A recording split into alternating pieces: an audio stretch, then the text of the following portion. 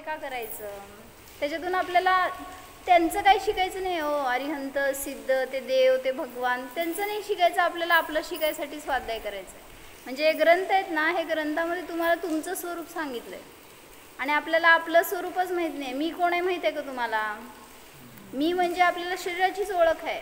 मी म्हणजे जीव आहे हे कधी ऐकून माहीत नाही, जाणून माहीत नाही, कधी त्याचा परिचयच नाही आहे. कुठल्या शाळेत शिकवत नसते. शाळेत शिकवतात का तू आत्मा आहे म्हणून? मग असल्या शाळेत जायचं नसतं माहिती आहे का? आमच्या शाळेत यायचं म्हणजे आमच्या शाळेत सगळं शिकवतात. हो ना? हो म्हणते की म्हणजे आपल्याला सुख पाहिजे. कुठला पण जीव असू दे तो सुखासाठी धडपडतोय की नाही. रस्त्यावर असणारे ते भिकारी असतील किंवा काय कुत्रा मांजर पशु सुद्धा सगळे जीव काय करतायत? सगळे सुखासाठीच धडपडत आहेत. मग सुख कुठं आहे? सुख कुठं आहे?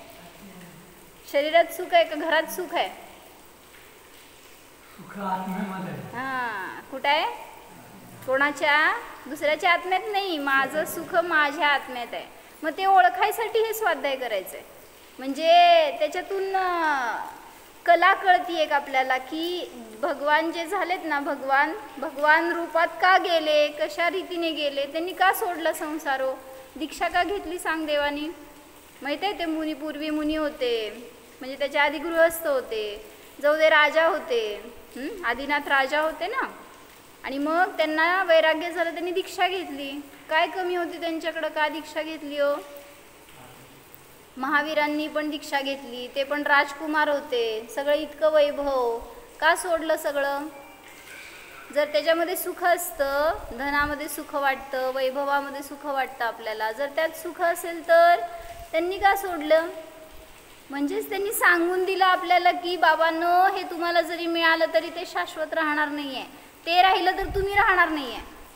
किती कमवून घरात ठेवणार हो? मग मी आजच एका पंडितांचं प्रवचन ऐकलं, त्यामध्ये त्यांनी काय सांगितलं, समजा तुमच्याकडे किती पैसे येतो तुमच्याकडं? असं आपलं मी काही मागणार नाही, आपलं विचारते. म्हणजे समजा 1 करोड रुपये, 2 करोड रुपये आहेत, तुम्हाला आशा काय हो? अजून वाढवायचे आहेत. सफिशियंट असतात बरं का. तुम्ही मरेसपर्यंत ते 1 करोड वापरणार नाही, मी सांगते तुम्हाला. तसेच पडून राहतील ते कुठंतरी FD मध्ये, नाही तर कुठंतरी काहीतरी ॲसेट्समध्ये वगैरे. पण अजून वाढवायची इच्छा का? म्हणजे म्हणले त्यांनी की जन्मतः तुम्हाला समजा एवढी प्रॉपर्टी मिळालीच आहे, तुमचं काय पुण्य मागचं तेवढी मिळालीच आहे, ती आयुष्यभर तुम्ही भोगली नाही. जे काय नवीन मिळालं कमवलं ते भोगलं, संपलं, ठीक आहे. पण मरेपर्यंत तुम्ही त्याला वाढवण्याचा आणि तेवढा टिकवण्याचाच प्रयत्न करता आणि मरता तर ते सगळं सोडूनच मरता. काय केलं मग तुम्ही? म्हणजे जन्माला आलो ते धन तसंच राहिलं, ठीक आहे, भोगला तुम्ही, पण मला म्हणायचं आहे की शेवटी मरताना तर सगळं इथंच सोडून जायचं आहे. मग काय म्हणलं, 100 रुपये, 1000 रुपये, 1,00,000 रुपये, मी म्हणले कमी सोडून जावा, पण तेवढ्या वेळासाठी धर्म करा ना. तुम्ही तेवढे वाढवण्यासाठी जे काय सगळं आपलं आयुष्य घालवत आहे, आपलं वेळ घालवत आहे, आपली शक्ती घालवत आहे, कशासाठी? 2 जण जॉब करायची गरज आहे का आपल्याला घरात? काय गरज आहे आपल्याला? काय त्यांनी काय करत होते? त्यांनी पण जॉब करत होते का? हां, बरं. मग आता वडील जॉब केल्यावर चालते की दोघांना बसून खायला का नाही? चालत असते सगळं. आपल्याला आपलं पोट मोठं व्हायला लागलं की मग ते पैसा वाढवावा लागतो. आपलं समाधानाला संतुष्ट जगलो की कशाची गरज नसती. आणि धर्म सुख देणारा असतो. तुम्ही जे काय कराल ना बाहेर सगळं, त्याच्यातून कधी सुख मिळणार नाही आणि ते मिळालं तर राहणार नाही. म्हणजे एक मुलगा होता, आता काय म्हणायचं, यंगस्टर्स असते, काय म्हणतात त्याला, जोश असतो एक अंगामध्ये, आणि त्याला पण असं फिरायची आवड सगळीकडं, काय म्हणतात त्याला, लॉंग ड्राईव्हला जायचं, असं कुठं प्लेसेसला, हिल स्टेशनला फिरायला जावा, कुठं नदीकाठी जावा, त्या बीचला जावा, असं ते फिरायला सारखं जायचे. आणि झालं काय, तो मुलगा बाईकवरून चालला होता त्याच्या मित्रांबरोबर आणि कुठल्या तरी घाटामध्ये होता आणि फुल स्पीडमध्ये, त्यांचे काय म्हणायचं ते सळसळतं रक्त असतंय, असं स्पीडमध्ये गाडी मारली की समोरून बस आली आणि हा जाऊन बसला डॅश झाला. बसची नव्हती चूक, पण का मागून आला आणि कोण डॅश झाला असं काहीतरी. आणि मग त्याच्यामध्ये त्याला पण असंच झालं, तो पण पडला, मार लागलं तर डोक्याची कुठली तरी एक वेन रप्चर झाली आहे का कुठं अडकली आहे ना, आजपर्यंत तो मुलगा आधू आहे. म्हणजे सगळं त्याचं एका जागी, किंवा त्याला असं प्रॉपर बोलायला येत नाही, किंवा सगळा विकास थांबला त्याचा. एक नंबर शिकण्यामध्ये, दिसण्यामध्ये, असण्यामध्ये सगळ्यात एक नंबर. पण कसं बदल झालं लगेच, परिवर्तन म्हणजे कशाच्यामुळं झालं सांगा? असं आपण सुख बाहेर शोधायला जातो ना, त्याच्या निमित्तामध्ये असे सगळे उदय येतात. मग म्हणून सांगतायत तुम्ही मिळणार आहेत तुम्हाला सगळे भोग. चक्रवर्तीला काही मिळालं नाही असं नाही, त्यांनी भोगलं नाही असं नाही, पण ही दृष्टी सोडली नाही त्यांनी. आपण काय केलं, धर्मच सोडून दिला आणि ते भोगत बसलो सगळं. मग कुठं जाणार हो इथून पुढं? मरणार तर आहेच, माहीत आहे तू मरणार आहे म्हणून. मग मेल्यावर कुठं जाणार? इथं या जन्मात जे कमवलं असणार ना त्याच्यानुसार पुढची गती मिळणार आहे. मग या भावात काय कमवलो आपण? अधर्मच केला, भोगच भोगले, संसारच केला. पुढच्या जन्मामध्ये किडा मुंगी होणार, नाही तर रस्त्यावरचे असे गाढव कुत्रा मांजर असं होणार. व्हायचंय?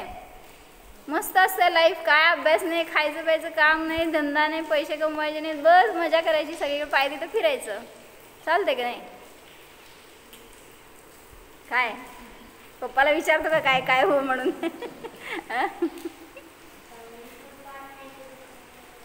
मी पण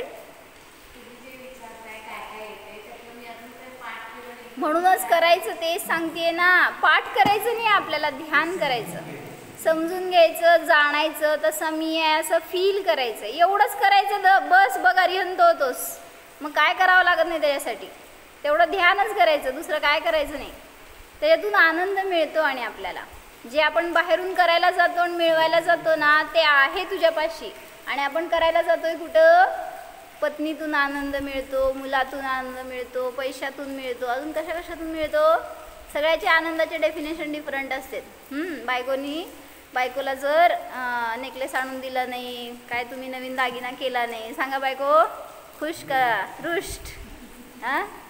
म्हणजे कशाचं, कोणाचं सुख कोणामध्ये, कशामध्ये, सगळं डिवाईड करून टाकलंय आपण. म्हणून सांगतायत की सुख बाहेर नाही आहे. समजा तुम्ही, आणि माहिती का, तुम्ही जेवढे देणार ना त्यांना, कमवून आणणार पैसा सगळा. ते एकांनी कोट केलं होतं असं की, म्हणले पुरुष कमवतेत, कष्ट करतेत, आणि दागिने आणतील, काय जे पण आणतील ना, सगळं भोगायला बायकोला देणार, पोरांना देणार. तुम्ही काय भोगता? किती भोगता? कॅल्क्युलेट करून काढा. तर म्हणले लय 1 तोळा 2 तोळा तुमच्याकडं, आणि त्याच्या किती पट हो बायकोकडं? विचारा बघू. किती पट आहे? म्हणजे म्हणले कष्ट कोण करायचं आणि भोगायचं कोण? तुमच्या नशिबी भोग नसतेत. म्हणून तुम्ही कष्ट पण कमी करावं, हे सांगालो आम्ही तुम्हाला. तुम्ही झडताय ना, जे काय कष्ट करून झिजताय ना, सगळं त्यांच्यासाठी करताय. ओ माझ्याशी द्वेष करू नका बरं का. आपलं उगीच सांगायचं, धर्म मार्गाला लावण्यासाठी. म्हणजे जे काय आपण कमवतो म्हणा, जे काय आपण खर्च करतो, आपलं लाईफ खर्च करतोय, सगळ्यात महत्त्वाचं ते नाही कळत आहे आपल्याला. कशाच्या मागं? त्या धनाच्या मागं. म्हणून सांगतायत थोडंसं लाईफ ह्याच्यासाठी लावा. सगळं करा, दिवसभरातलं सोडा म्हणत नाहीत, पण त्यातनं वेळ काढून सुद्धा थोडा वेळ स्वाध्याय, ध्यान व्हायला पाहिजे. तर समजतं इतरांना पण. तुम्ही कराल ना ते करणार आहेत. तुम्ही करा म्हणलं तर ते नसतेत करत. काय म्हणले काका? म्हणजे तुमचं फॉलो करत असतात ते. तुम्ही त्याला म्हटलं बस अभ्यास कर, तुम्ही केल्याशिवाय करणार, म्हणजे तुम्ही अभ्यास नाही करणार, पण तुम्ही जे काय काम करता ते तुमचं काम तुम्ही केला तर ते करणार. अभ्यास करतात का मम्मी पप्पा? नाही करत. नाही. मग तुला कर म्हणून सांगतात का? तुला कर म्हणून सांगणार ना? 2 ते 3 वेळा करायला. 2 ते 3 वेळा होय करायला सांगतात. तेच ना, मग का सांगतात तसं? मग तू करतो का नाही सांग करत? तू हुशार आहे, तुला अभ्यास करायची पण गरज नसेल, हो ना? का? म्हणजे करायची गरज नाही अभ्यास ना? मग सांग ना त्यांना, मी नाही अभ्यास केलो तरी पण पास होणार आहे. पास की, मग पास झालं तर झालं काम, कशाला लय काम करायचं आहे? मग ते आदिनाथ भगवान ते कुठल्या शाळेत गेले सांग बघू, असं विचारायचं त्यांना. रे त्यांची शाळा बिळा नव्हती. काय म्हणतात? म्हणजे त्यांना कुठली शाळा नव्हती, ते त्यांचे जे घरात यायचे शिकवायला म्हण कोण, किंवा स्वतः आदिनाथांनी त्यांच्या मुलींना शिकवलं. ते कुठे शाळेत जात नव्हते, ब्राह्मी सुंदरींना काय शिकवलं त्यांनी दिल्या ना विद्या सगळ्या. त्यामुळं घरातल्या आई वडिलांकडेच असती शाळा पहिल्यांदा, शाळेत जायची गरज नसती. मग त्यांनी अभ्यास कर म्हणलं करायचं, पण नाही करत. करतो ना, नाही केल्यावर तुला जेवायलाच देत नाही त्यामुळं करावंच लागत असणार. म्हणजे कशासाठी सांगत होते की स्वाध्यायाचं महत्त्व कळायला पाहिजे. आपण काय करतो ते सगळं सुखासाठी करतो. आणि मग ते आता आपल्याला मनुष्यपर्याय मिळाली आहे म्हणून ह्याच्यातून थोडंसं धर्म करू शकण्याची पात्रता आहे. नाहीतर सगळे ते रस्त्यावरचे जे असतील किंवा सोडा मनुष्यच असतील जे विधर्मी आहेत, अन्यधर्मी आहेत, त्यांना काय माहीत आहे हो स्वरूप? आत्मा काय आहे, शरीर काय आहे, कशामध्ये सुख आहे, भेदविज्ञान म्हणजे काय आहे, जैनांनाच माहीत नाही तर अजैनांचं काय म्हणायचं? म्हणजे आपण हे उघडून बघत नाही, वाचत नाही. इतकी अनमोल देणगी आहे आपल्यासाठी इथं भगवंतांची, पण त्याचं आपल्याला किती महत्त्व आहे. म्हणजे आपण वाचायला पाहिजे, तर त्यातून समजणार आहे की काय करायला पाहिजे जीवनामध्ये आणि काय नाही करायला पाहिजे, किती महत्त्व कशाला द्यायला पाहिजे. 4 पुरुषार्थ असतात माहीत आहे कुठले? धर्म, अर्थ, काम आणि मोक्ष, असे 4 पुरुषार्थ आहेत. तर एका पंडितांनी वर्णिजींनी लिहून ठेवलं आहे, तुमचं तुमच्या दिवसभरामध्ये 24 तासाचा वेळ आहे. त्या 24 तासामध्ये 6 तासांचं डिवायडेशन केलं त्यांनी. 4 पुरुषार्थाला रोज 4 पुरुषार्थ करायला पाहिजेत किंवा करता तुम्ही, पण त्यामध्ये 6 तास डिवाइड केले का हो? अर्थ म्हणजे धन कमवण्याचा पुरुषार्थ, दुसरं काम म्हणजे 5 इंद्रियांचे भोग काय असतील त्याच्यासाठी वेळ देता तो धर्म पुरुषार्थ, आणि मोक्ष पुरुषार्थ ह्याच्यासाठी 6 तास सांगितले. सांगा किती वेळ जातो आपला? धर्म, अर्थ, काम आणि मोक्ष सगळं चाललंय ते अर्थ आणि काम एवढ्यातच चाललंय. म्हणजे 12 तास अर्थ कमवायचे आणि किती तास असते ड्युटी? 8 तास तुमची. मग एवढे तास आपण तिकडं घालवतो म्हटलं त्याच्या डबल तास आपल्याकडे घ्यायचे. आपल्यासाठीच वेळ नाही आहे कोणाला जगामध्ये, सगळं परासाठीच चाललंय. म्हणून म्हणते जगा, स्वतःसाठी जगा थोडंसं, त्याच्याशिवाय समजणार नाही की मी कोण आहे, मी इथं का आलो. म्हणून त्यांनी एका भजनात सांगितलं ना, मैं कौन हूँ, आया कहाँ से, और मेरा रूप क्या, संबंध दुखमय कौन है, स्वीकृत करूँ परिहार क्या. मैं कौन हूँ, आया कहाँ से, कुठून आला सांगतो? नाही त्याच्या आधी मग माहीत आहे का आपल्याला? मी सांगते तुला, तू 4 गतीत कुठंतरी फिरून आलायस. म्हणजे 4 गती आहेत माहीत आहे? 4 गती कुठले? मनुष्यगती, देवगती, नरकगती आणि हे तिर्यंच म्हणजे पशुगती. का हो मा, शिकवलं नाही तुम्ही त्याला? नाही असलं काय सांगायचं नाही. जीव घालायला वेळ काढता का नाही तुम्ही? पहिल्यांदा ही जीव घालायचं. काय मम्मी त्यांना जीव घालतो त्यावेळेस हेच पहिला शिकवायला पाहिजे. 4 गतीमध्ये आपण ह्या मनुष्य गतीत आहे आत्ता. मग 4 गतीमध्ये सुख कुठं आहे? कुठल्या गतीमध्ये सुख असतं? आपल्याला वाटतं देवगतीमध्ये सुख असतं. देवगती म्हणजे स्वर्गामध्ये राहणारे जे देव आहेत ना, तर त्यांना सुद्धा सुख नाही आहे. उलट त्यांना तर धर्म करायला पण जास्त चान्स नाही आहे. पण तुम्हाला जेवढं आहे ना, तुमची ॲबिलिटी आहे, तुमच्यात संयम करण्याची पात्रता आहे, तुम्ही जास्त उद्धार करू शकता उलट धर्मामध्ये. पण आपल्याला वाटते देव सुखी. काय बनायचंय? देव बनायचंय? नाही, मग काय बनायचंय? देवाधिदेव बनायचंय. म्हणजे अरिहंत भगवान. मग 4 गतीमध्ये नारकी असतात ना, ते कुठं असतात? नारकी. नरक असतं ना, हे जमिनीच्या खाली नरक असते. बघ उकरून दिसेल तुला. काढशील चुकून, चटईच्या खाली नाही म्हणले मी. त्या जमिनीच्या खाली अशी नरकांची रचना आहे, जिथं की राक्षस टाईप असे नारकी आहेत. जिथं आपल्याला दुःख भोगावं लागतं. म्हणजे तिथं एक क्षणासाठी पण सुख नसतं. हे सगळं समजवायला पाहिजे हो. त्याच्याशिवाय पुढच्या पिढीला काय समजणार आहे? आपण पाप का करायचं नाही, धर्म का करायचं, शुभ भाव काय असतात, अशुभ भाव काय असतात, हे सांगितल्याशिवाय थोडी समजणार आहे. ह्याच्यासाठी तुम्ही स्त्रीनी घरात राहायचं. कारण आपल्या मुलांवर संस्कार करायसाठी आपली आईच असती फक्त एक. काय म्हणायचं, मोठी शिक्षक शाळा आईच असते. आणि त्यामुळं तुम्ही असं शास्त्र घेऊन शिकवताना बसणार नसते. ते येताच आता जे प्रसंग येणार त्याच्यामध्ये जे सांगणार ना ते त्यांच्यावर बिंबलं जात असतं. मग नरकात का जातो जीव? इथं जर 5 पाप करतो ना तर नरकात जातो. कुठले 5 पाप सांगा पप्पा? पप्पांचे पप्पा 5 पाप माहीत आहेत का? आम्ही कधी केलेच नाहीत, आम्हाला काय माहीतच नाही असं म्हणायचं आपण. 5 पाप कुठले?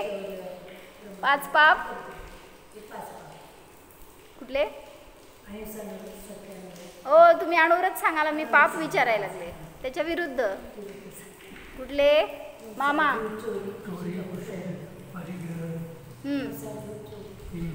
3 झाले. हिंसा आणि झूठ, असत्य. हिंसा झूठ म्हण भैया. हिंसा झूठ, चोरी, कुशील, परिग्रह. खुशी नव्हे, कुशील म्हण. म्हणजे मी सांगते तुला काय आहे ते. कुशील, परिग्रह आणि परिग्रह हे 5 पाप आहेत. म्हणजे काय असतं, हिंसा केली तर आता आपण म्हणतो ना, आपण काय नॉनव्हेज खातो का व्हेज खातो? मग नॉनव्हेज म्हणजे काय असतं, त्या प्राण्यांना मारणं ना, ही हिंसा म्हणता तुम्ही. मग ते आपण करत नाही. मग जे करतात ते हिंसक. मग आपण पण मारतो. कसं मारतो? म्हणजे आपल्याकडून पण मरतात. कसं मरतात? जीव. तुम्ही आता गाडीतून आला, मग रस्त्याने किती असणार, समजा ते पाऊस पडले की बेडूक असतात, काय ना काय त्या गाडीखाली आले तर ते मरतात. मग तिथं आपली सावधानी नसली तर तो आपल्याला दोष हिंसेचा. पण आपण सगळ्या सावधानीपूर्वक जर करतोय तर त्याचा दोष कमी आहे. मरणार त्याच्यात पण तरीसुद्धा त्याचा दोष कमी आहे की माझ्याकडनं काही होऊ नये हिंसा, ह्याची तुम्ही काळजी तर घेताय. समजा ॲक्सिडेंट झाला रस्त्यावर आणि एखाद्याला तुम्ही ठोकलं, ते पडला, तडफडतोय समजा, आणि तुम्ही पोलीस केस होत आहे किंवा काहीतरी आपल्यावर येत आहे म्हणून निघून गेला. काय झालं? तो मेला नाही ना तरीसुद्धा तुम्हाला हिंसेचा दोष. म्हणजे तुमचे भाव चुकले ना तिथं. त्याची मदत करून उलटा आपलं पश्चातापाची परिणती पाहिजे की आपल्याकडनं असं कसं झालं. पण ते सोडून आपण काय केलं, जाऊ देत काय असेल तर मरू दे असं म्हणल्यासारखं झालं ते, आणि आपण निघून गेलो. जर तिथं कोण नसेल मदत करणारं तर तो मरेल त्यातनं समजा, तर सगळा दोष आपलाच. ह्याला सुद्धा हिंसा म्हणते. हो, मग मच्छर कोण आहे? जीव आहे का अजीव आहे? मग जीव कुठलाही असू दे, ते म्हणून गुड नाईट लावून झोपायचं नसतं, माहिती आहे का? कसं झोपतो? तसलंच नाही, गुड नाईट असते. काय असते ते? काय लावते ते आपल्याला माहीत पण नाही तसलं काय असतं ते. असतं ना ते मॉस्किटो किलर, नाही लावत ना, मग नाही येतो हिंसक. असं मारतो का? तुझं विचारलं, तुझं सांगावं आपण, दुसऱ्याचं सांगू नये. असं नसतं दुसऱ्याचं सांगायचं, आपण आपलंच सांगायचं. त्यांनी त्यांचं स्वीकारायचं, आपण मारायचं नाही. मग एक जरी मेलं ना तरी सुद्धा त्याचा दोष आहे. तरी सुद्धा तू पण नरकात जाणार, मम्मी पण नरकात जाणार. मग तिथं जाऊन दोघं भांडत बसणार, माहिती आहे का? तिथं प्रेम नसतं. इथं थोडंसं कुरवाळेल तरी, प्रेम तरी करेल, पण नरकात गेल्यावर ती शत्रूच असती, माहिती का? आणि तू तिचा शत्रू. मग दोघं एकमेकांना मारायचं आणि कुठं भेटायचं? परत नरकातच. इकडं तिकडं फिरायचं दुसऱ्या गतींमध्ये, परत नरकामध्ये. मग हे करायसाठी जन्मलो का आपण इथं? असं अनेक प्रकारांनी हिंसा करतो आपण. जसं झाडू काढलो, पण त्याच्यामध्ये पण समजा मुंग्यांची रांग असती, अनेक ठिकाणी अनेक जीव असतात, आणि आपण लक्ष न देता कसंही मारलं किंवा त्यांना पाण्यामध्ये ढकललं, काय झालं? किंवा वरून टाकलं, काय झालं?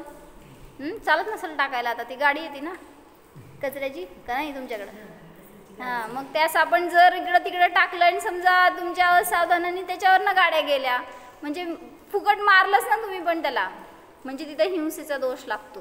किंवा काय तुम्ही भाजी मोडताना काय केलं, टी व्ही चालू असेल, मोबाईल चालू असेल, बडबड करत असणार, आणि त्याच्यामध्ये आपण इकडं तिकडं लक्ष न देता, त्याच्यात लक्ष न देता इकडं तिकडं दिलं आणि मेलं त्याच्यामध्ये समजा, काय होतं? भेंडी खातो का भैया? भेंडी खातो का? भेंडीची वेळी काय म्हणायचं त्याला? कसलं फिंगर? लेडी फिंगर खात नाहीस तू? नाही खात? कसं काय? लईच चांगला बेटचा आहे तू. म्हणजे त्याच्यामध्ये जास्त जीव असते ते मला सांगायचं होतं. ते कट करताना सारखं जास्त मरतात त्यात. कुठे नाही, खूप सावधानता पाहिजे ते करत असताना. तर त्यामुळं न खाल्लेलं चांगलं. ज्याला टाईम नसते ना त्यांनी तर भेंडी खायचीच नाही. कारण ते तुम्ही कट करायला जाणार, गडबड असणार, कसंही मोळणार, त्यावेळेस तिथं काय होणार, आळ्या असतात त्याच्यामध्ये किती, आणि किती सूक्ष्म काय ते असतील जीव त्यात असणारे सगळे मरणार. तर म्हणून तिथं पण हिंसा होती. किंवा असावधानाने जे पण स्वयंपाक बनवणार तुम्ही, काय निवडी केली नाही, दळायला टाकलं किंवा काय शिजायला टाकलं, त्याच्यामध्ये जीव मेले तर एक जर आळी गेली ना तुमच्या भातामध्ये किंवा काय त्या पिठामध्ये दळताना वगैरे गहूमधून, तर ते सगळं मांसाहार झाला. का? कारण ती आळी म्हणजे मांसाचा पिंड आहे. तिच्याकडे हाड नसतं, माहिती आहे का? आळी असती ना, आळीच्या अंगामध्ये हाड नसतं, मांस असतं सगळं. आणि मग ते शिजलं तुमच्या अन्नामध्ये वगैरे आणि तुम्ही ते खाल्लं तर काय झालं? व्हेजिटेरियन का नॉन व्हेजिटेरियन? मग असलं खायचं असतं का? म्हणून मम्मीच्या समोर बसायचं, सगळं नीट निवडून कर, असं सांगायचं. जा म्हणणार तुला, तू तुझं काम कर म्हणती मम्मी. काय म्हणती? म्हणजे आपण पहिला आपल्यासाठी सावधान व्हायला पाहिजे. आपण जे पण काम करतो, समज तू शाळेतून आला आणि काय केलं, तुझं बॅग बिग असेल समज कुठं कबडमध्ये ठेवत असशील किंवा काय, तर न बघता ठेवलं आणि तिथं मुंग्यांची रांग होती. काय झालं? तुला लय कंटाळा आला होता, तू बघितलं पण नाही, असंच टाकलं. समज वर असेल, वर टाकलं, तिथं पाल होती. काय झालं? मग होती का नाही हिंसा आपल्याकडून? मग मम्मीने किती बोट दाखवायची तुझ्याकडं? आता तू मम्मीकडे बोट दाखवला ना, ती मारती म्हणून, मग तू पण तुझ्याकडनं पण मेले. बॉल खेळतो का नाही? क्रिकेट, मग ते बॉल कुठं पडतो सांग? जिथं पडला तिथे एक पण जीव नसतो सांग? असतो ना. मग काय झालं तुझ्याकडनं? मग तू किती हिंसक आता, 1 2 3 4 सगळे बोटं दाखव त्याच्याकडं. म्हणजे असं आपल्याकडून पण हिंसा खूप घडती, पण आपल्याला कळत नाही. म्हणून जिथं कमी हिंसा होणार किंवा होणार नाही ह्याची काळजी घ्यायला पाहिजे. हिंसा, झूट म्हणजे खोटं बोलणं. खोटं बोलतो का नाही बोलत? खोटं बोलतो का? का का काय गरज बोलायची खोटं? कोणाशी बोलतो? कशाला फसवायचं? मग तुझ्या धंद्यात काय फरक राहिला? का फसवायचं तसं? मग असं फसवणारेच भेटणार आपल्याला सारखं. म्हणून उलटं त्यांनी फसवलं तर त्याला सांगायचं असतं की असं फसवी करायची नाही, खोटं बोलायचं नाही, दुसऱ्याला धोका द्यायचा नाही, असं आपण त्याला सांगायचं असतं. नाहीतर आपण पण त्यासारखेच झालो. मग दोघं मिळून कुठं भेटणार? नरकात. मग काय करायचं तिथं? हेच तेवढंच लक्षात ठेव, 5 पाप करणार ना तर सगळेजण भेटणार तुला नरकात. कोण असणार ते? फ्रेंड्स असतील, कोण भाऊ बहीण असणार, मम्मी पप्पा असणार, नाही तर जे कोण असणार ना ज्यांना तू असं दगा देणार, तर सगळे तिथं भेटणार. मग भेटायचं नसेल तर काय करायचं? पाप नाही करणार कुठलंच. हिंसा, झूट. आणि जिथं आपल्याला बोलावं लागतं ना खोटं, तिथं सांगायचं आपण पहिल्यांदा, बघ मी खोटं बोलणार आहे असं केलीस तर. मग तिथं सांगितल्यावर सगळ्याला समजणार काय खोटं राहिलं तुझं. म्हणजे खोटं बोलायचं नाही, फसवायचं नाही. अजून आपल्या घरात तरी खोटं बोलावं लागू नये बरं का पोरांना. नाहीतर असं एक रिलेशन असावं आपलं की त्याला जे काय अडलं, त्याला जे काय पाहिजे ते फ्रँकली सांगायला पाहिजे. त्याकडनं काही चूक झाली, मग एका वक्त्याने काय घातवलं होतं की त्या मुलाला त्यांनी पैसे दिले, काय 10 रुपये दिले समजा, आणि काहीतरी आणायला सांगितलं होतं, आणि तो घेऊन जात असताना नेमकं त्याचं ते कॉईन होतं ते गटारीत पडलं. आता तिथनं त्याला काढणं शक्य नव्हतं, काढलं नाही त्यांनी. पण त्याला इतकी भीती वाटायली की वडिलांना काय सांगायचं आता. हरवलं म्हटलं तर मग ओरडणार, मारतील, नाहीतर काहीतरी बोलतील, भय वाटायला लागलं त्याला. आणि तो जाऊन काय करणार, विचार करायला लागला काय करायचं. म्हणजे सगळं झूटचं प्लॅनिंग सुरू झालं बरं का त्याचं. कशामुळं? कारण तुमचं रिलेशन फ्रँक नाही आहे तर. आणि जर असेल तर तुम्ही जर शांत असाल ना स्वभावाने, कशात पप्पा चांगले आहेत ना, एकाबद्दल तर चांगलं बोल की भैया, सगळ्याचं कंप्लेंटच करायला लागला तू. हां, कसे आहेत पप्पा? चांगले आहेत ना? मम्मी पण चांगली आहे ना? होय ना? तू चांगला आहे का? ते तू कसं सांगणार? तू इतर मी सांगते तू कशा आहेस.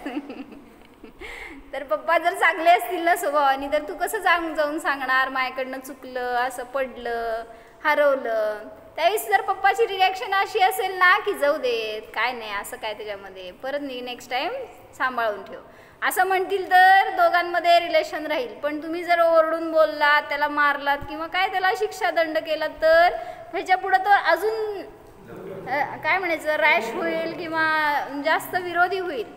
म्हणून आपलं रिलेशन असं ठेवायचं की फ्रँकली सांगावं त्यांनी काय ते चुका झाले, किंवा तुम्ही पण त्याशी असं बोलावं की जे त्याला चांगलं वाटावं, चांगल्या गोष्टी शिकायला मिळाव्यात त्याला. ह्याच्यासाठी हिंसा, झूट, चोरी काय असतं? चोरी म्हणजे चोरतो का नाही? चोरी करतोस? गोल गोल हलवायलायस हो का नाही? नाही ना?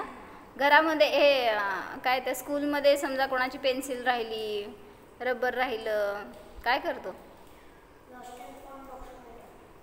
रस्त्यावर कुठंतरी एखादी 100 रुपयाची नोट मिळाली, कधी मिळाली नाही म्हणून सांग की जाऊ देत. हां, घरामध्ये कुठंतरी पडलेले पैसे मिळाले तुला, काय करणार? बरं, असं दुसऱ्याचं जर आपण घेतलं न सांगता तर चोरी झाली ती. आणि जर ते विचारून घेतलं तर ती चोरी नाही आहे. पण असं आपण अनेक ठिकाणी किंवा काय करता हो तुम्ही, म्हणजे पूर्वी असं करायचे बरं का, काय तुम्हाला सामान आणायला म्हणून पैसे दिले तर काय करता हो? वाचवायचे नाही, ते सगळे घालायचे खिशात. हे त्याला चोरी म्हणायचं, हे सांगायला लागले. वाचवायचे तर वाचवणारच ते, त्यांचा गल्ला भरायला. पण ते असं न सांगणार एक आणि करणार एक, तर त्याला चोरी म्हणायचं. पुढं किंवा काय आपण कोणाच्यापासून तरी काहीतरी लपवण्याचे भाव आहेत ना, ह्याला पण चोरी म्हणायचं. जसं एकांच्या घरामध्ये कोण रात्री भोजन करत नव्हतं आणि नेमकं मुलगा जॉब करायला लागला, बाहेर जायला लागला, आणि आता ते तिथं ते खाणं पिणं वगैरे सगळं बाहेर सुरू झालं, उशिरा सुरू झालं, ते घरामध्ये चालत नव्हतं कोणाला. मग आता घरी आईला वाढावं लागायचं. तो जेव्हा जेवेल तेव्हा, त्याचं ऑफिस असेल तेव्हा, तसं तो जेवायला बसायचा. आणि नेमकं घरामध्ये बाहेरची लोकं आली आणि त्या घराचं असं रेप्युटेशन होतं की ह्या घरामध्ये कोण अधर्मी नाही आहेत, सगळे जिनधर्मी येतात. तर त्यांनी काय केलं, किचनचा दरवाजा बंद करून घेतला, पण जेवले. मग काय केलं तुम्ही, लपवण्याचे भाव केले ना, हे पण चोरी झाली, हे सांगायचं आहे. चुकीचं आहे ती गोष्ट, तर करायला नको आहे आपण. आणि त्यात परत अजून चूक करून काय म्हणायचं, झाकण्याचा प्रयत्न, लपवण्याचा प्रयत्न, हे सगळं दोष आहे. बाहेरचं खातो का नाही? काय बाहेरचं खाणं चांगलं असतं का? मग माहिती असताना पण खातो का? का कधी कधी चांगलं असतं का? ते कधीच चांगलं नसतं. मम्मी जे घरात बनवती ना, ते बेस्ट असतंय. आणि त्याच्या बाहेर त्यापेक्षा जे काय बनवतो ना, ते काय असतं, आपल्या सगळं बघून बनवतात का? आपल्या सगळं व्यवस्थित सगळे हात पाय धुवून सगळं करणार का? मग ते किती गंदा असणार आहे. त्यात तू खाणार म्हणल्यावर कुठला दोष सांग? त्यांनी थोडी बघून निवडून सगळं बनवलं. ते तर सांगते तुम्ही जे टोमॅटो केचप वगैरे वापरता ना, तर ते तर सगळे त्या फॅक्टरीमध्ये कसले टोमॅटो असणार, जे मार्केटमध्ये न खपलेला माल असतो ना, सगळं सडलेले, पचलेले, असे शिळे झालेले, सगळे तसला माल जातो तिथं त्या फॅक्टरीला. आणि ते काय बघणार आहेत, तसेचे तसे टोमॅटोचे पोते वगैरे ते त्या ह्याच्यात मशीनमध्ये घालतात आणि त्यापासून बनवणार ते केचप. मग तसलं तुम्हाला घरात छान लागत नाही ना, म्हणून तसलं खायचं. काय हो म्हणाले मी, काय तुला खायला शिकवायले होय? म्हणजे तसलं खाल्लं तर हिंसेचा दोष आला, त्याच्यामध्ये किडे झालेले असतील तर काय कळणार आहे. म्हणून बाहेरचं खाणं कधीही चांगलं नसतं. हिंसा, झूट, चोरी, कुशील म्हणजे परस्त्री परपुरुषांबद्दल विचार, त्यांना भोगण्याचे भाव, ह्याला म्हणलं कुशील. मग आपल्या समजा आता लग्न झालंय, पती पत्नी आहेत, पण काय झालं, विचार या बायकोपेक्षा ती मुलगी चांगली होती, म्हणजे या मुलीपेक्षा ती मुलीच तिच्याशी लग्न केलं असतं तर बरं झालं असतं, किंवा त्याच्याशी लग्न केलं असतं तर बरं झालं असतं. हे विचार आले ना तरी सुद्धा कुशील झालं तुमचं. म्हणजे काय झालं, वर्तमानात असलेल्याचा स्वीकार नाही आहे आणि दुसऱ्याचा विचार, ह्याला म्हटलं कुशील. म्हणजे तुम्ही बघता ना कुठला हिरोईन चांगली आहे, कुठला हिरो चांगला आहे, हे असं जे बोलतो ना आपण त्याच्याविषयी सुद्धा त्यांनी जे काही पाप करतात त्याचा दोष आपल्याला. म्हणून सांगितलं असले कुशीलाचे पण भाव आपल्याला नको व्हायला. परिग्रह. परिग्रह कशाला म्हणायचं? परिग्रह म्हणजे सगळं तुम्ही जे काय गोळा करता ना ते सगळं परिग्रह आहे. हां, सगळं आलं त्याच्यामध्ये. धन, धान्य, दासी, दास, कुप्य, भांड, काय राहिलं, क्षेत्र, वास्तू, हिरण्य, सुवर्ण, सोनं, चांदी, सगळं सगळं. घर, परिवार. घर स्वतःच आहे का दुसरं म्हणजे भाड्याचं आहे? पुण्यामध्ये प्रॉपर पुण्याचे आहेत का तुम्ही? प्रॉपर मग मोडली. बर बर बर. मग आता मोडलीम सोडलं का? म्हणजे तुम्ही धर्म सोडला. मोडलीमध्ये धर्म होता का नाही? मोडलीमध्ये धर्म होता का नाही? होय, तुम्हाला मिळालं ते. बाकीच्यांनी सगळ्यांनी धर्म सोडून दिला. म्हणून धर्माला धरा कुठेही असला तरी सुद्धा धर्म आपला रक्षक आहे, धर्म आपल्याला उद्धार करणार आहे. धर्माच्या निमित्तात धन आहे. धर्म नसेल तर किती कष्ट केला तर धन मिळत नसतं बरं का. मग त्यासाठी काय उदाहरण सांगितलं एक शास्त्रामध्ये, की एक मनुष्य होता आणि त्याला विहीर खणायची होती. विहीर खणायला जास्त पैसा लागतो, माहिती आहे का तुला? म्हणजे मला पण माहीत नव्हतं, ते वाचल्यावर कळलं. मग ते खणत जायला लागला म्हटल्यावर त्याला आवश्यकता होती पाण्याची, आणि मग तो भरपूर धनाढ्य होता. 6-7 फॅक्टरी होत्या त्याच्या, पण त्याला ते गरज होती म्हटल्यावर ते काम करत होतं त्याचं. आणि मग त्यांनी ते विहीर खणायला सुरुवात केली. खूप खालीपर्यंत खणलं, पण काय पाणी लागे ना. सांगितलेल्या माणसाने जिथं सांगितलं होतं पाणी आहे तिथंच खणायला लागला होता, पण श्रम करत नव्हता का? सगळं श्रम करत होता. मग आता म्हटला की जाऊ दे अजून थोडंसं खणल्यावर लागेल.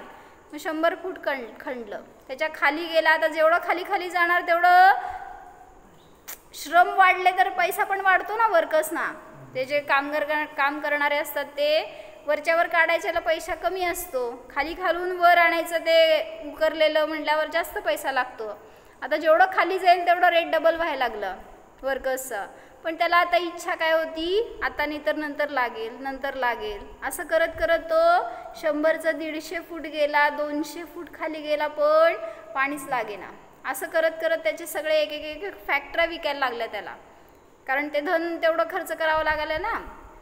प्रत्येक वेळी विचार काय केला त्यांनी, म्हटला एवढं खणल्यावर सोडून वेस्ट जाईल ना आपली श्रम, थोडंसं खणलं की लागेलच. असं विचार करत करत एक फॅक्टरी विकली, दुसरी विकली, असं करत 6-7 फॅक्टरी विकायला लागल्या त्याला.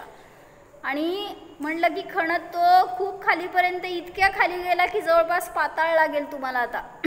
इतक्या खाली गेला पण तरी पाणी लागलं नाही. आणि मग ते शेवटी एकाने सांगितलं की बाबांनो जाऊ दे, सोडून दे तू विचार. पण ह्यांनी सोडले नाही होप्स. म्हटलं लागेल आपल्याला, पाणी लागेल. आणि असं करत करत शेवटी एक दिवस पाणी लागलं. पण ते केवढं होतं माहिती का? चुल्लूभर पाणी म्हणतात ना, असं एवढंसं पाणी होतं. आणि ते पण दुर्गंधीयुक्त, घाण होतं, त्यात किडे होते, वास होता, काय ना काय, ते असं खूप खराब पाणी लागलं. आणि तो म्हटला त्याला आनंद काय, पाणी लागलं तर. आता त्याच्याजवळ जरासुद्धा पैसा नव्हता, कर्ज काढून सगळं तो खणत होता, पण लागलं ह्याची खुशी त्याला की एवढं तर आहे. म्हटला बघावं तरी पाणी कसं आहे. इतक्या खाली त्याला पाणी दिसे ना. तो खाली जाऊन ओंजळीत पाणी घेऊन वर येतोय. राहतंय का हातात पाणी? किती राहणार. मग त्यात सांगितलं त्यांनी एवढे श्रम त्याचे काय झाले हो, वेस्ट गेले का नाही. म्हणजे सांगायचं त्यात की तुम्ही श्रम केल्यावर धन मिळतं, यश मिळतं असं नाही, त्याच्या मागं पुण्य असावं लागतं. आणि ते पुण्य मिळतं धर्माने. मग धर्म केला तर धन आहे, हे असं इक्वेशन आहे. जिथं धर्म आहे तिथं पुण्य आहे, जिथं पुण्य आहे तिथं धन आहे. म्हणून श्रम इज इक्वल टू धन नसतं. श्रम तर तिथं रस्त्यावर ते कामगार पण करतात. काय म्हणायचं, तुमचं रस्ता साफ करायचं किंवा काय बिल्डिंग बांधायचं, किती श्रम आहेत त्यांचे. त्याच्यापेक्षा मॅनेजरचा पगार जास्त का हो? ते काय AC मध्ये बसून त्याला फक्त सांगत असतो हे इकडे ठेवा तिकडे ठेवा. श्रम कोण जास्त करते बघितलंय कधी? कामगार काम करणारे. कोणाचं काम जास्त असतं? त्या खुर्चीवर बसून सांगणाऱ्याचं का त्या पाट्या टाकणाऱ्याचं? मग पैसे कोणाला जास्त पाहिजेत? मग कोणाला मिळते जास्त? क्यों? नाइंसाफी है की नहीं है? फिर असं का हो पप्पा? असं का? हां बरोबर आहे की. त्याचं तेवढं पुण्य आहे मागं म्हणून त्याला ते पद आहे, आणि ते याच्याकडं नाही आहे, तसं पुण्य नाही आहे म्हणून तुम्ही श्रम केलं तरी सुद्धा तेवढं तुम्हाला मोल मिळणार नाही. आणि ते शेवटी त्याच्याकडं तेवढे राईट्स आहेत, तेवढं त्याचं वजन आहे शब्दाचं, ते याच्याकडं नाही आहे. म्हणून म्हणलं की धर्म असेल तर पुण्य आहे, धर्म असेल तर सगळं सुख आहे हो. धर्माला सोडू नका तर जास्त श्रम पण करावे लागणार नाहीत जगात आपल्याला. चक्रवर्ती किती श्रम करतो माहिती आहे? तुमच्या सगळं जॉब करतो, काय कुठं जाऊन बँकेत पैसा कमवतो, काय करतो, त्याचा पैसा कुठं असतो? आणि FD. चक्रवर्तीचं धन किती असतं? 96,000 राण्या असतात बरं का त्याला. किती? तुम्हाला एक सांभाळायची होत नाही. त्याला किती राण्या असतात माहिती का त्या राजाला? 96,000. कशाला म्हणते? कुठं ठेवू विचार कर आता. तुला नजरा त्या राजाला असतात. आणि मग तेवढ्या सगळ्यांचं परिवार, तेवढं वैभव, तेवढं धन, तेवढं इस्टेट कसं सांभाळत असणार हो? मग आपण म्हणतो की त्याला काय धर्म जमतच नसणार. इतक्या व्यापातनं कसं धर्म करणार? आम्हाला एक बायको आणि एक पोरगं तर वेळ मिळत नाही. त्याला कसं वेळ मिळत असणार हो? 6 खंडाचा अधिपती असतो काय चक्रवर्ती. धर्म करतो का नाही करत? कुठं वेळ मिळणार त्याला? या बायकोला बघूसपर्यंत दुसरं पोरगं येते, तोपर्यंत तिसऱ्याची बायकोचे घरचे येते. म्हटले सारखं फंक्शन असतात बरं का त्याच्या घरात चक्रवर्तीच्या. म्हटले एक जन्मल्याचं फंक्शन, एक नवरा काय लग्न झाल्याचं फंक्शन, एकाचं काय सारखं चालू असतं त्याचं. मग असल्यात त्याला वेळ कसं मिळणार? तरीसुद्धा त्याचं महत्त्व धर्मासाठी असतं. आणि धर्म आहे म्हणून त्याच्याजवळ इतकं धन आहे, इतकं सगळं अनुकूलता आहे, परिवार आहे. आणि आपल्याकडं तेच नाही आहे म्हणून वियोग का होतो असं आपल्याला? दुःख का झालं हे वियोगाचं? काहीतरी असं आपण धर्माच्या विरुद्ध वर्तन केलं म्हणून आपल्याला असं वियोगाचं संकट भोगावं लागतं. म्हणून ह्याच्यातून परिणाम काय करायचे? असा प्रसंग पुन्हा घडू नये आपल्या आयुष्यामध्ये. इष्टवियोग होतो ना आपल्याला. कोण आता एकदा पती गेला तर एकदा पत्नी गेली असं होतं, मुलं गेली किंवा आई वडील गेले, हे पण सगळं दुःखच आहे. असे प्रसंग काय येतात? कारण आपण केलेलं पूर्वीचं काहीतरी पाप असतं, त्याच्या निमित्तामध्ये असे उदय. मग ह्याचं बदलू शकत नाही उदयाला आपण. मग काय करायचं? असे अजून भविष्यात काय उदय येणार आहेत माहीत नाही आपल्याला. मग काय करायचं? असं तुम्ही मला सांगायचं, मी तुम्हाला सांगायचं. हां म्हणजे धर्म आहे तर रक्षा आहे, नाहीतर आत्ता सावध व्हा म्हणून सांगतायत. एक झालाय आपल्याकडनं केस अशी म्हणल्यावर परत आपल्याला इष्टवियोग नको. त्याच्यासाठी धर्म जेवढं शक्य आहे ना आपल्याकडून स्वाध्याय ध्यान करा. ह्याच्याद्वारे धर्माची सुरुवात आहे. ध्यान म्हणजे काय? मी जाणणार आहे ह्याचा अनुभव, हे फिलिंग, त्याला म्हणायचं ध्यान. जसं म्हणलं ना साखर खाल्ल्यावर कशी लागती भैया? पुण्यात कशी असती साखर? इथं आमच्याकडं गोडच असते ना. गोड म्हणजे काय असती? गोड म्हणजे काय असते ते सांग. एक्सप्लेन मी व्हॉट इज गोड. वाय खाल्लं नाही तू साखर कधी? मग कसं असते हो गोड? कसं असते पप्पा?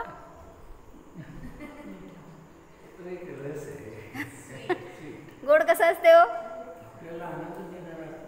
ओ ते डायबिटीसचं पेशंटला आनंद असतो, ते दुःख करत बसते गोड खाल्ल्यावर. ती त्याच्यात आनंद नसतो. गोड कसं असते मामा? गोड म्हणजे काय? किती मोठा प्रश्न. शास्त्रातलं विचारले का काय तुम्हाला?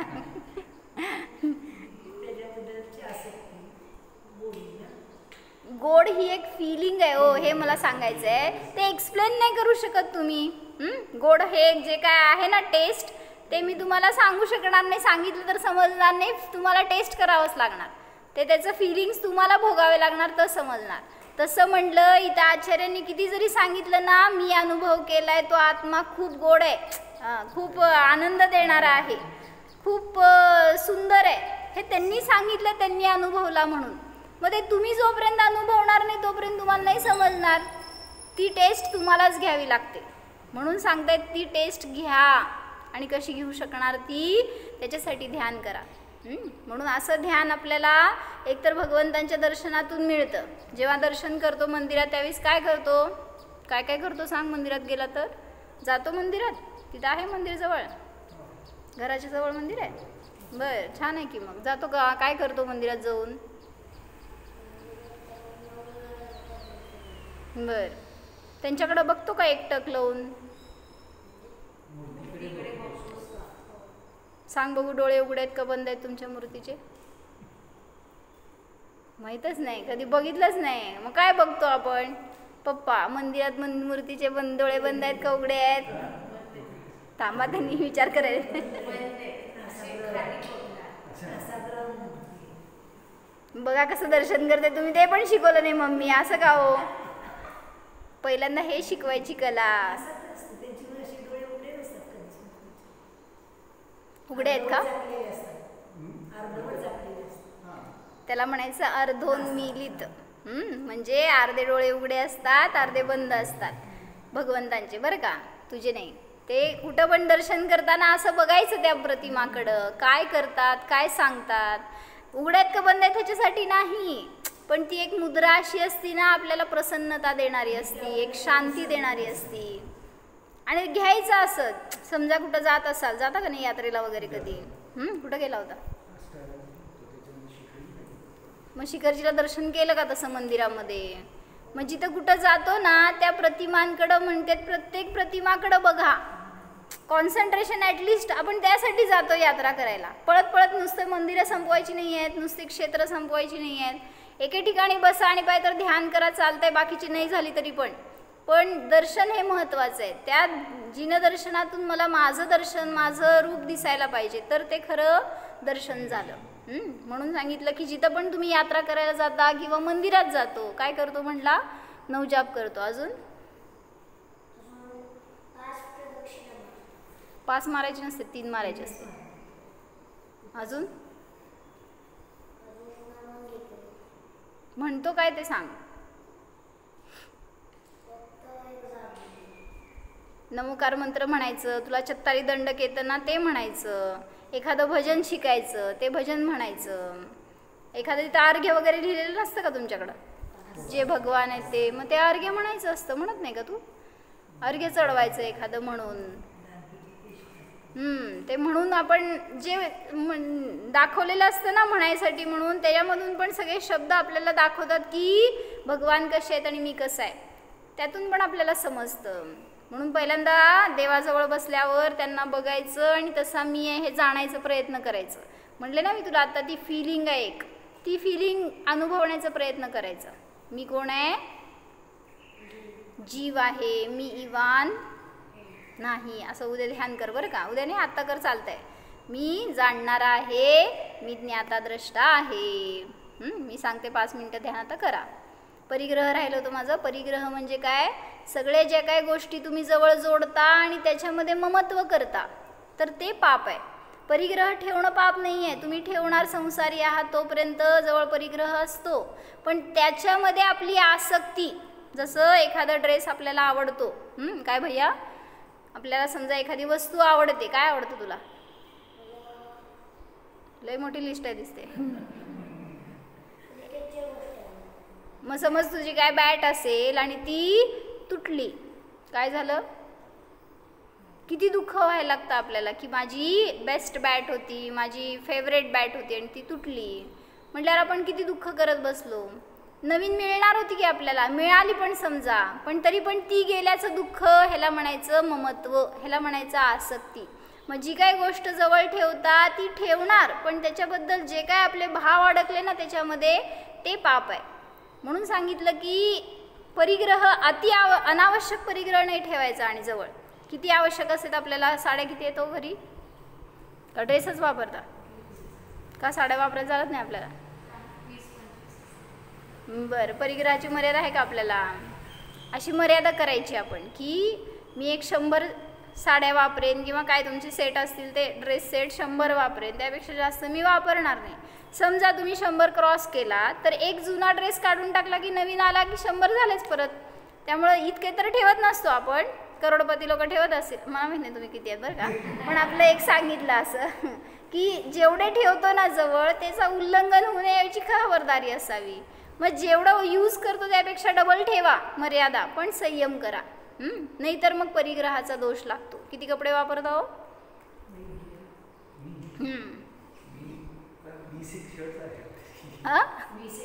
20. बरं, मग आपण परिग्रह केलं का?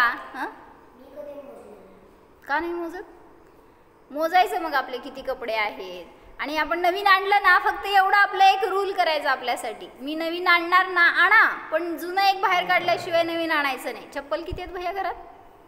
दुसऱ्यांचे नाही, तुझे? इतके मोजायसारखे आहेत का काय? कपाट भरून ठेवला का काय? अरे पण इतके 1-2 सेटच असते, किती असतात असे?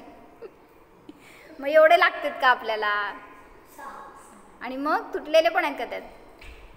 मग 6 वापरतो एका वेळी तू का? इतके कशाला लागतात? बरं, आणि मग कशाला लागते इतके एका वेळेस? आम्हा म्हणते सगळे गळ्यात घालायचं आणि फिरायचं. अरे चा, आता काय मुनी असतात ना, मुनी नग्न चालतात, काय म्हणायचं, नंगे पैर चलते. त्यांना कशाची काय नसते. आपल्याला आता एक मंदिरला वेगळं, एक घरात वेगळं, एक बाहेर वेगळं, असे किती जोड्या झाल्या. म्हणजे परिग्रह अनावश्यक जितका जास्त ठेवणार ना त्याचं पाप आहे. का पाप आहे ते सांगा?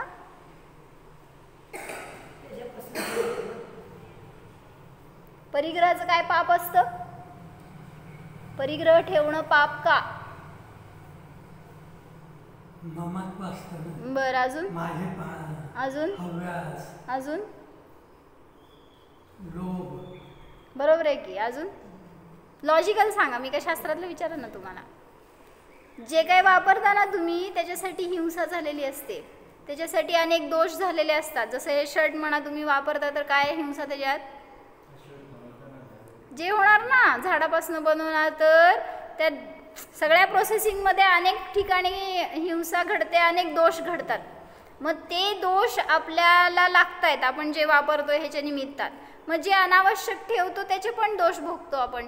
म्हणजे समजा घरामध्ये किती आहेत सांगा बघू, फाटलेले साड्या, तुटलेले चटया बिटया असे, नाहीतर ते काय चप्पल, ते बंद पडलेले TV, फॅन, किती आहेत सगळं घरामध्ये का नाही? काय काहीच नाही.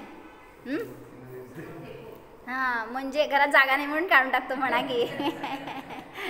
काय काय भैया?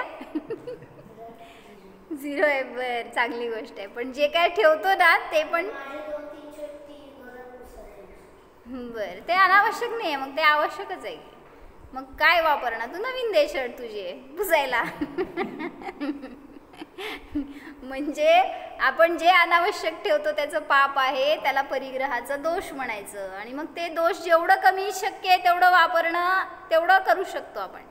पूर्ण परिग्रह तर सोडत नाही, पण जे आहे त्याच्यामध्ये मर्यादा केली तर त्याचं पाप कमी होणार. म्हणून सगळ्या 5ही पापांनी आपल्याला रहित जगायचंय तर आत्म्याला जाणा. आणि मग जसं भगवान जगतायत तसं जगण्याचा आत्ता घरातून प्रयत्न करा.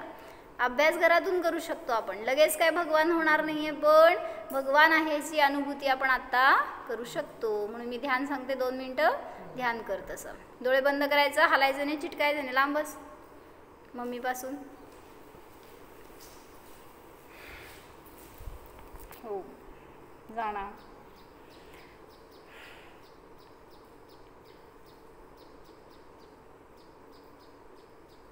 पहा, या शरीरापासून भिन्न मी एक जीव आहे. हा मी जीव डोळ्याने दिसणारा नाहीच. जाणीव करा, मी इंद्रिय रहित आहे, मी शरीर रहित आहे, मी अमूर्तिक आहे.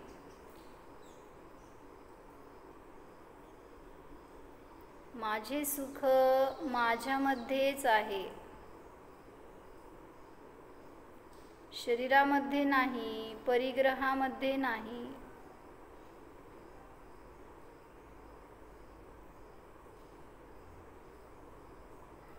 हा मी जीव जन्मणारा नाही, मरणारा नाही. जन्म मरण तर शरीराचा धर्म आहे. मी आत्मा अजर आहे, अजन्म स्वरूप आहे, अमर स्वरूप आहे. या माझ्या आत्म्यामध्ये दुःख नाहीच. या माझ्या आत्म्यामध्ये पाप नाहीतच. या माझ्या आत्म्यामध्ये परिग्रह नाहीच. अनुभव करा. मी स्त्री नाही, पुरुष नाही, मी जीव आहे. जसे भगवान तसाच मी. भगवान सुखमय आहेत. मी आत्मा सुद्धा सुखाचा पिंड आहे.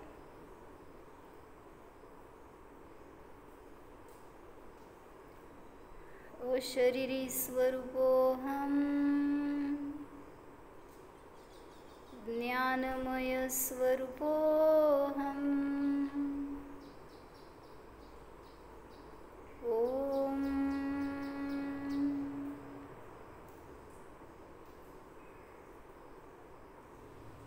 विसर्जन. नमो हरि